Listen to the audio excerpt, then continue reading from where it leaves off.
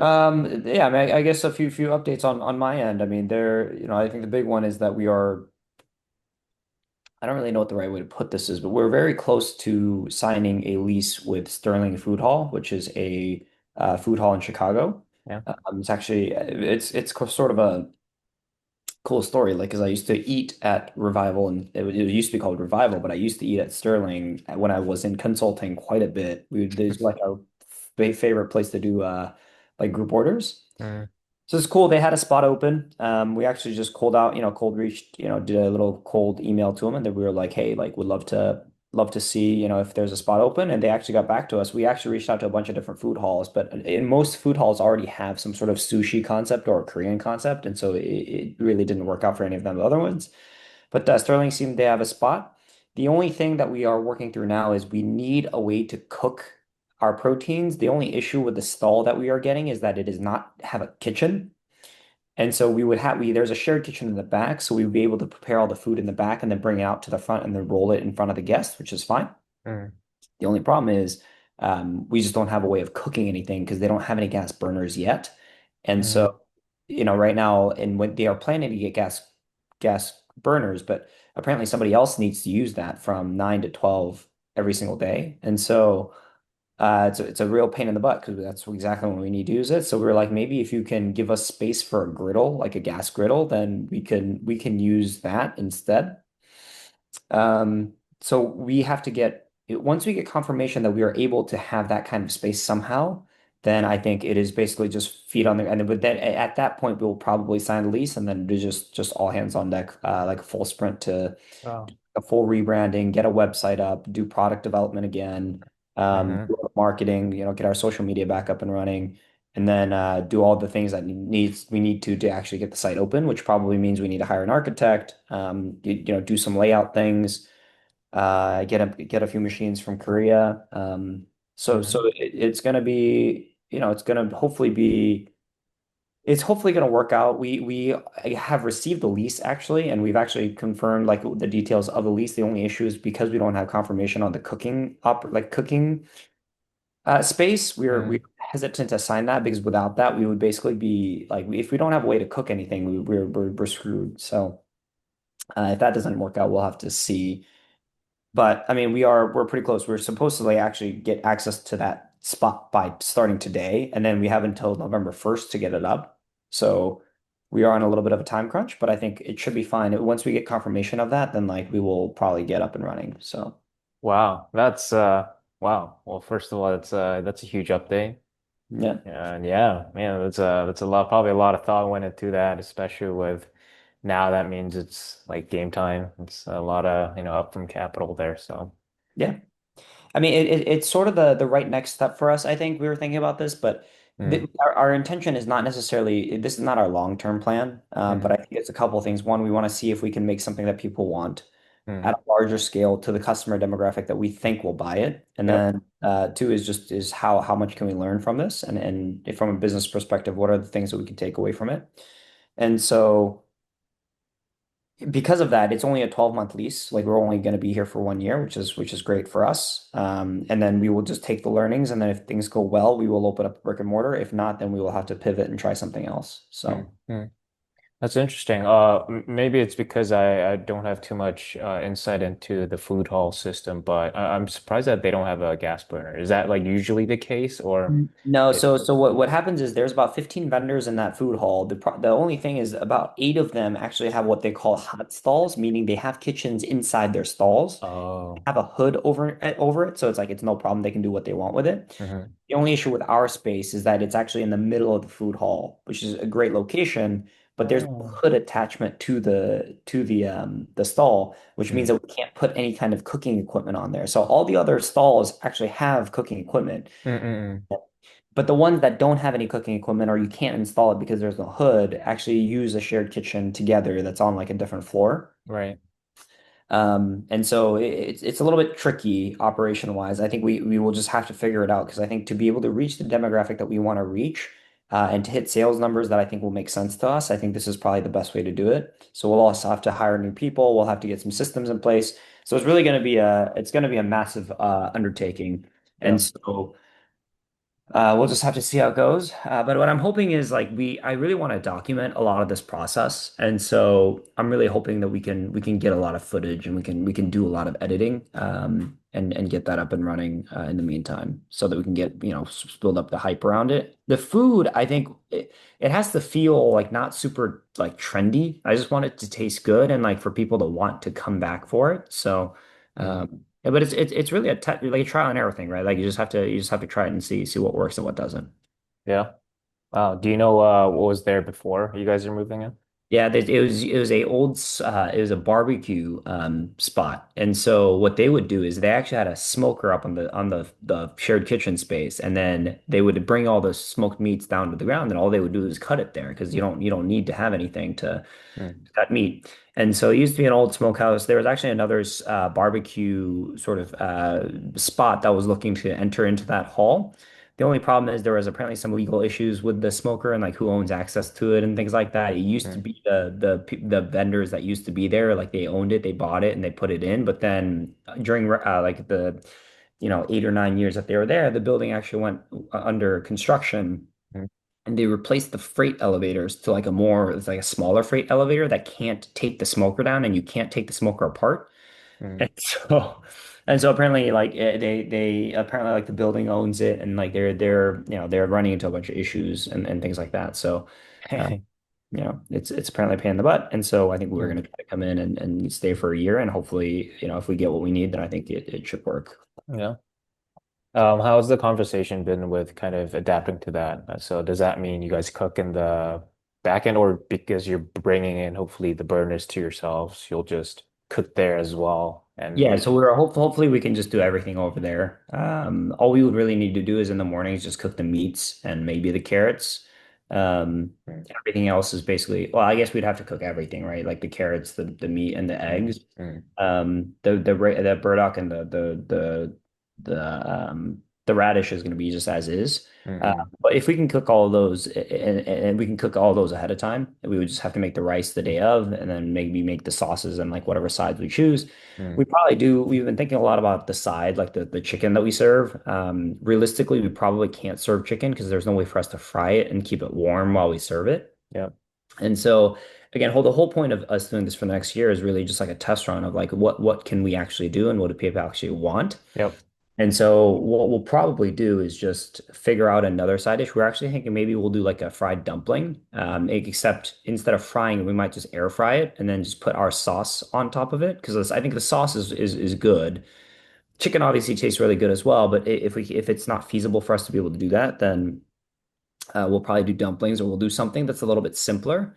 Again, the whole point being like we don't really care if the menu's super small. We just want everything to taste good and we want it to be fast, and then we want to see what sells. And so we'll probably have I would love to have like a rotating kimbap flavor every month, like a specialty roll. Hmm. Then I think, from a menu perspective, this is something I've just been thinking about. But like my ideal scenario would be we would have a value option. So like it wouldn't maybe have some of the more expensive ingredients, but it would be cheap and it would be like what we typically think of kimbap to be. Hmm. Hmm. And then we'll have our regular rolls, and then we'll have like a premium specialty roll, and then we'll price those accordingly. Um, and then the premium one will switch every month. But that's what I'm thinking of. I would love to keep the menu super small and sort of compact. Uh, Hmm.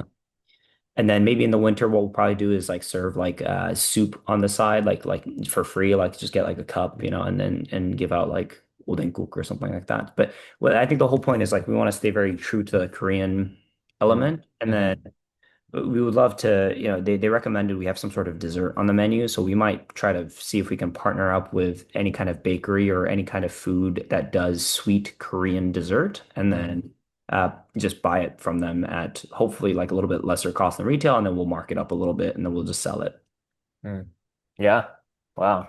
Yeah, it seems like they do that a lot in LA as well. You go to these different places and you realize it's so good, and you Yeah. ask them it's from like that great bakery that everyone's trying to get to. So Yeah, super I think cool. that's the goal. And so we'll have to see. There's a lot of things that we have to get up and running. We are in a little bit of a lag state just because we don't have confirmation of that the cooking equipment. But like once we get that, we really need to like every day counts basically from this point forward. So Yeah. I'm curious, out of the different food halls that you guys were kind of looking into, what was the priority that some of the things that you were looking for, the Yeah, I location? think I think for us, like we basically just sat down and even Hmm. before we talk about location and like like channels for selling, I think what we were trying to identify is like who are we trying to reach? Like who is our customer demographic? Who do we think this food belongs to? And I think for us, corporate lunch is basically where we want to be. I think that's always where we've like targeted. Hmm. We just the pop-ups, quite honestly, like we're actually not selling out by any means at these pop-ups. Like we're actually reducing the amount that we're preparing because we're just not selling that much of them. Hmm. And then you think about it a little bit, and then one, it sort of makes sense because like there's not enough hype around the food to make it like super, super sort of viral-y. Hmm. But there's also the element of like normally when you think about cafe foot traffic, it's not like those people that come to cafes. One, the sheer volume of them is not extensive, but also the people that come there don't necessarily come looking for a full meal. It's usually they want coffee and usually they want a snack. So unless you know about this pop-up and unless you know that something is coming, you're not going to be like, wow, I really want, like this big meal. And so once you miss that 12, as an example, like our pop-ups are mostly from 11 to 3 or 12 to 4. But once you miss that, like like 11 to 3, like 11 to 1 or 12 to 1, like once you miss that window, sales just drop dramatically. And actually that's probably going to be true of Sterling as well. But probably 80 to 90% of sales will come from 11 to 2. And then it'll just be a drastic drop off. Hmm. So that's what we imagine. Hmm. Makes sense. I remember one of the conversations that we had before was just about like sheer size and maybe even the cost that it might be out of budget. Was that how did that go? Was that okay within your budget due to the location that Yeah. you got? No, the food hall is actually not nearly as costly as a brick and mortar. There, first off, all the permits and licensing, we don't need to really do much with. Hmm.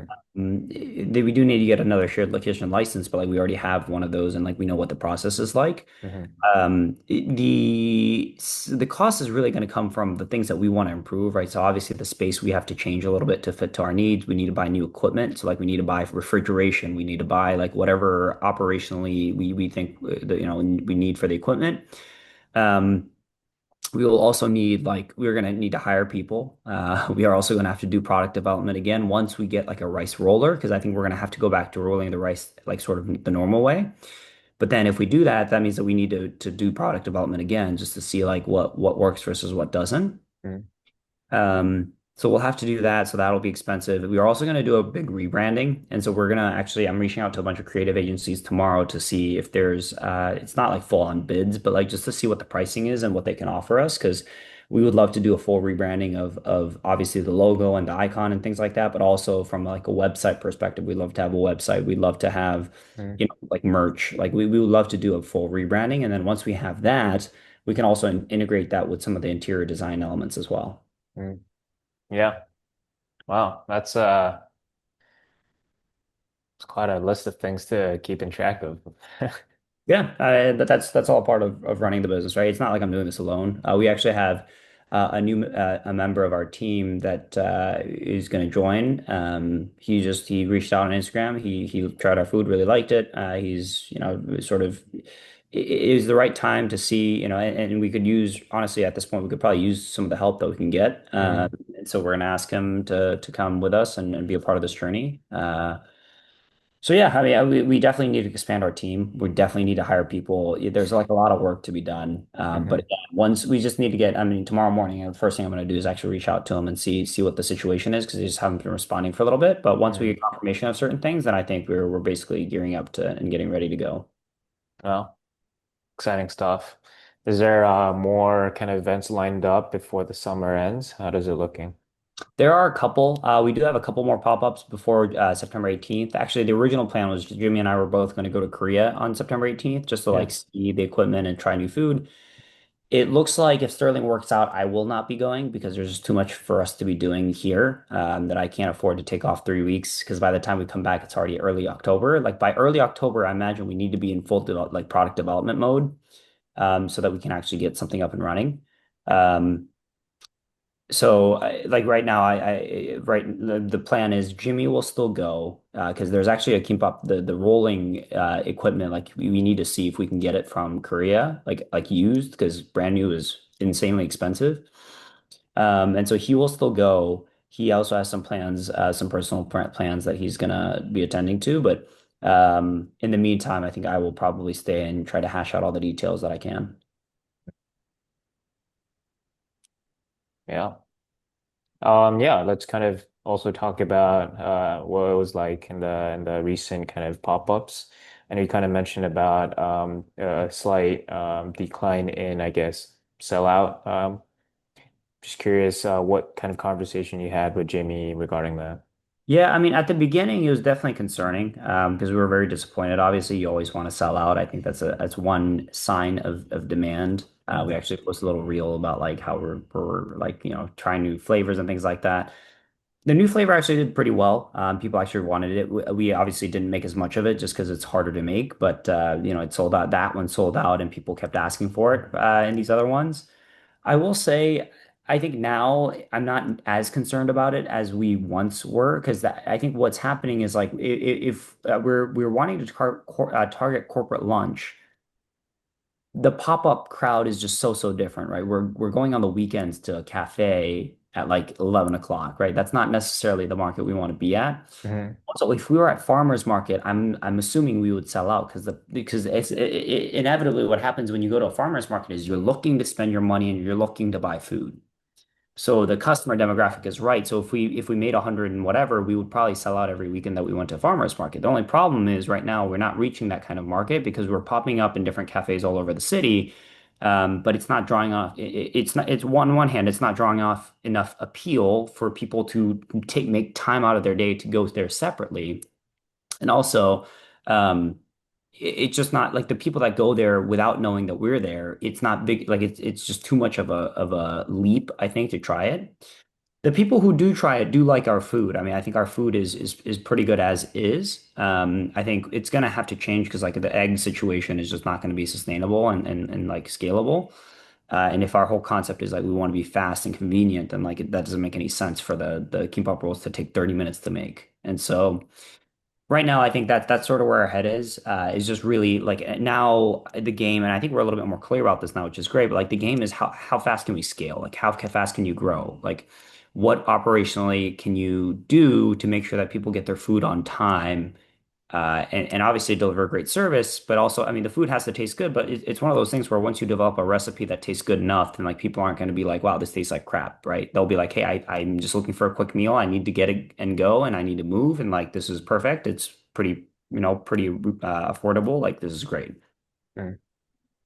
What are some now that we're kind of heading towards the end of the summer and one of the things that you enjoy the most is being on site, being able to, share the food that you've been working on and been, making over the, past few months now.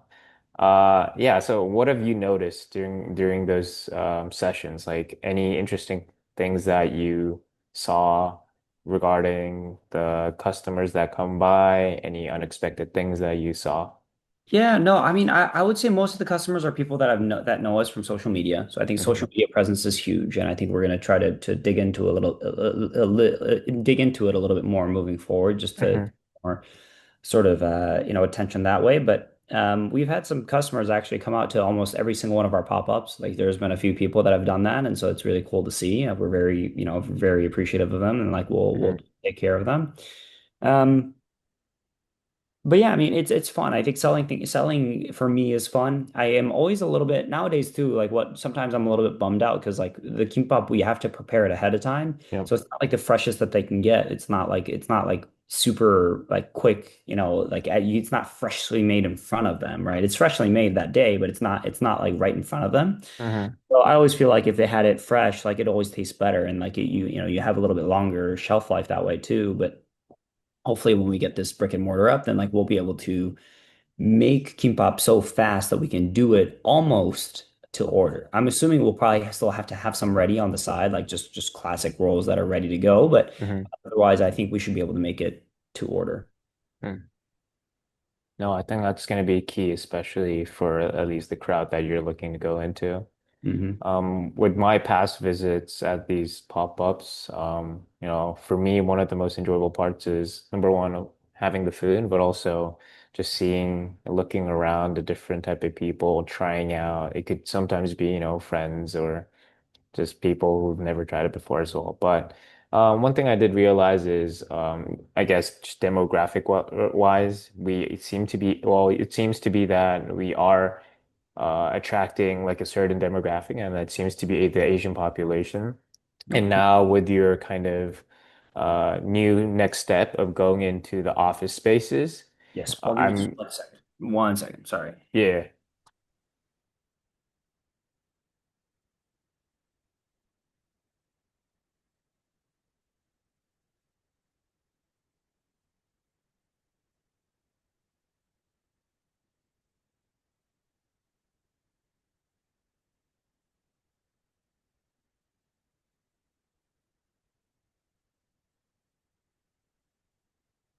Sorry. Keep going. Yeah. Yeah, just kind of reiterating. It seems like, there's a lot of Asian population that are coming to these pop-up events primarily. And now with this next chapter of, kind of catering towards the office workers, and that's going to be a much diverse customer base. Just curious how you kind of plan to also adapt to that. And do you have any insight or sentiment on how that would work out in your head? I think the short answer is I don't know. Hmm. Obviously we have thoughts about it. There's two trains of thought, right? Is one is that because the demographic is going to be more diverse, aka it's going to be less Asian people that know what this food is. I'm sure we'll have to do a little bit of like trying to do better marketing so people actually know what our food is. Hmm. But I think there's also an element of like, if we start trying to cater too much to that crowd, and if we increase our prices a little bit too much, and like if we start sort of taking the wrong steps of why we wanted to do this in the first place, Hmm. I think then we lose everybody, right? Like I think we don't capture anybody because I think the barriers to get to the people that have no idea what kimbap is very high. And the people that really do like kimbap, there's a certain expectation around it. And so to go against the grain basically means that we're not visible enough to attract the other demographic, but and then we're also losing our core demographic. So I think we just have to stick to our guns a little bit about like, hey, we our story is clear that like we are Korean. We want to bring more Korean food here. We want it to be authentic. It's not always going to be like the most authentic flavors. Like I'd love to have a sausage in one of our kimbaps, or like maybe we do a collaboration with like some of the restaurants around. But Hmm. it's not the flavors don't have to always be so authentic. But that's why we have the classic rolls, right? The classics will always stay the same. Hmm. Pricing Pricing is a little bit more difficult just because, from a business perspective, you do have to stay afloat. But then once word gets around that like your kimbap is even $12 is very expensive, it becomes a very hard fight to fight against the people that, for us, it's like kimbap should be cheap, right? But like we're in the middle of downtown Chicago. It can't be that cheap. Hmm. And so it's a tough, I think it's a tough question. And I think the real answer is we're just gonna have to try it and figure it out. I Hmm. think we will stick to our guns on some things, right? About like our values and our mission and what we're trying to do. Hmm. But I think from like an operational, from a like a food quality or like from a food flavor, like it'll have to sort of ebb and flow depending on I think what people here want and what Hmm. business is going to be like. Yeah. As you mentioned, I think the bulk of the learning probably comes from actually doing it when you get there and have everything set up. I think just out of I guess curiosity, it'd be cool to kind of do this exercise before that happens. Let's just say, you have everything set up, and with your experience actually having some of your lunches there as well.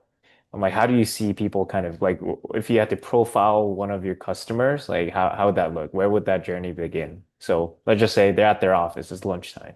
Yeah. So I mean, I would imagine like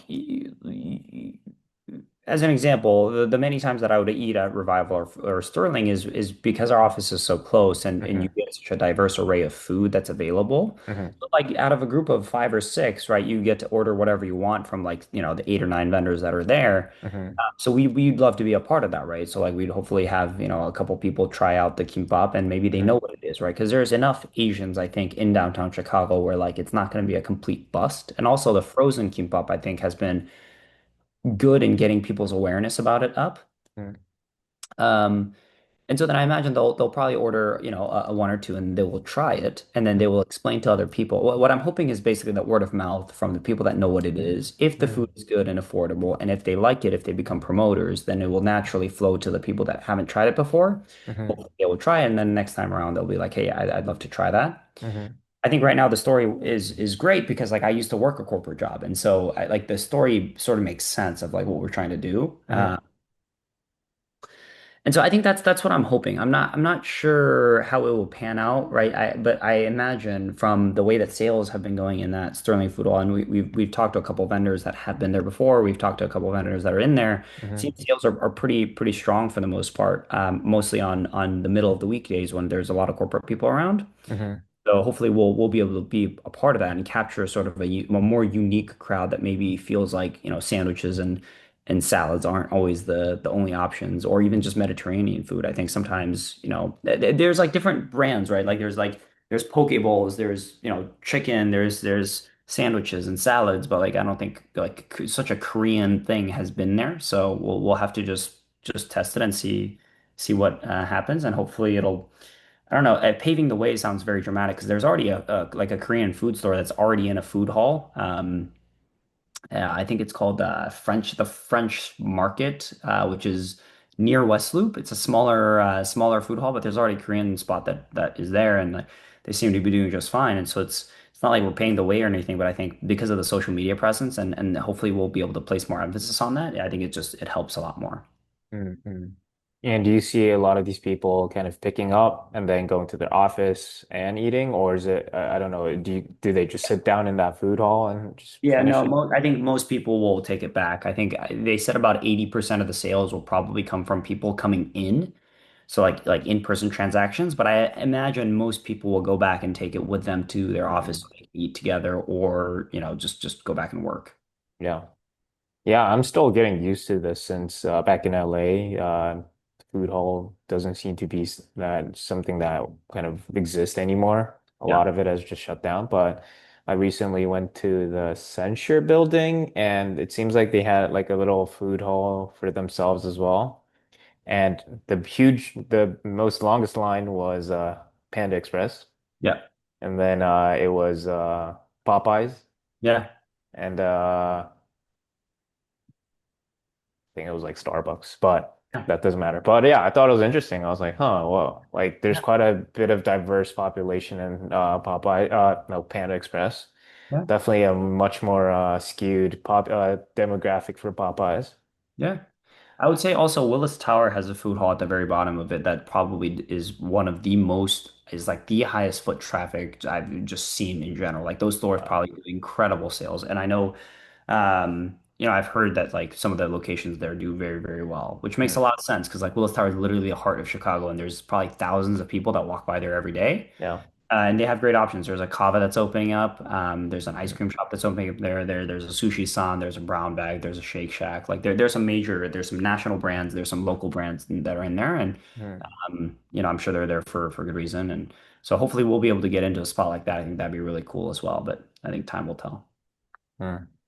Have you guys also discussed regarding like more protein focused menu or like vegetarian menu, like just those kind of specific I guess food choices that people now are starting to have more in general? Um, So there's a couple things. One is vegetarian, one's gluten free. I think Mm, those two we will try to accommodate for the most part. hmm. The problem with like different allergies is that's very difficult. As Difficult. an example, like shellfish, like we use oyster sauce in our marinades for the meats. So that means that Mm, it's a weird thing, but like you can't really have the meat kimbaps if you have a shellfish allergy, right? Like if you have a severe one, most of the time, like if it's not that severe, like the people are okay with oyster sauce because it's not just straight up shellfish. Hmm. Or like it is shellfish, but it's just not like you're not eating it raw or anything. Hmm. So we will have to play around with the menu. What I'm thinking is realistically, most of our sales will come from meat-based products. I think that's just how it goes. We will still have a vegetarian option. I think we'll probably pair that as like a vegetarian and gluten-free option. We will probably just have one, maybe two at the most. I imagine just one. Yeah. Then we'll probably have like three or four of the regular ones, and then we'll probably have like a specialty roll and then that value roll. Yeah. No, yeah. That's something that yeah, I used to be the one to order the food for our club back in college and it's always that like most difficult part is being able to portion out how many vegetarian options do I want to use our budget on compared Yeah. to let's say the meat ones and it's also always difficult because you don't want Yeah. to have leftovers so And I think what's beautiful about like a food hall is that like we're not the only option. And so if they really want a vegetarian and gluten-free option, I imagine they're not going to come to us because typically Korean cuisine is not necessarily a vegetarian cuisine. It's not really like yeah, it's a very meat-heavy cuisine. So yeah, yeah. it No, is good. that's Though. Yeah. makes sense. Yeah, no, I'd say th those are some huge steps. And yeah, it seems like I guess it's now already September. So yeah, time's ticking and at the same time, pretty much some of the most exciting parts of the journey is also coming up. So it seems like it's a great time. And starting to get chilly here in Chicago, so hopefully people are starting to kind of come back into Yeah. the food halls. But Well, yeah, no, yeah, I mean, the winter months are going to be slow. I think we know that. And I think we actually are okay with that just because we are hoping that there will be a little initial boost from the social media. And then once it gets cold, so we'll start off a little slower, which I think gives us time to ramp up a little bit. Whereas if we were, if it was the middle of the summer and people, we were getting a ton of people would be like, I don't really know how we'd manage that at the beginning. So, yeah. No, I think that's also something, a great point is that um, at the end of the day, a lot of the social media stuff is really about catching the eye.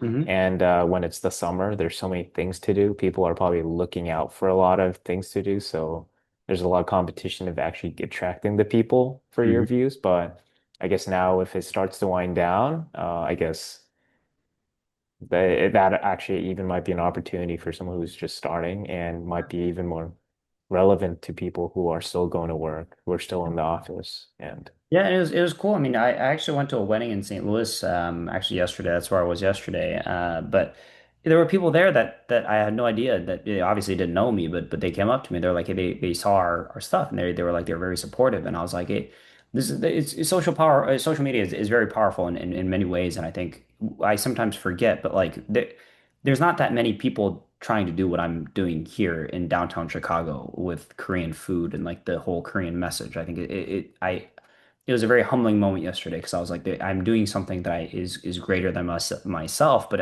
I don't ever think about it like that because I'm so caught up in the little things and like even tomorrow, all I'm thinking about is what do I need to get done and who do I need to talk to and like what information do we need, what hmm decisions hmm need to be made.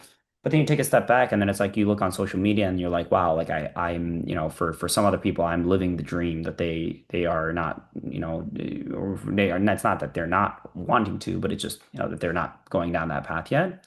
So I think it's nice. And then hopefully once we get something downtown Chicago, then the story will be like, hey, there's like this new Korean spot that opened up in downtown Chicago and like he's trying to do something. I think that in and of itself and just hopefully that story will continue to resonate and hopefully we'll be able to capture that correctly as we go. Oh, yeah, full on support. And no, it seems like it's great to hear that there's a much bigger meaning towards the things that are happening right now. So yeah. Well, with that said, yeah, it was great catching up this week as well. A lot of things are happening, a lot of momentum. So looking forward to our upcoming weeks as well. Sounds good, man. I'll talk to you soon. Yeah.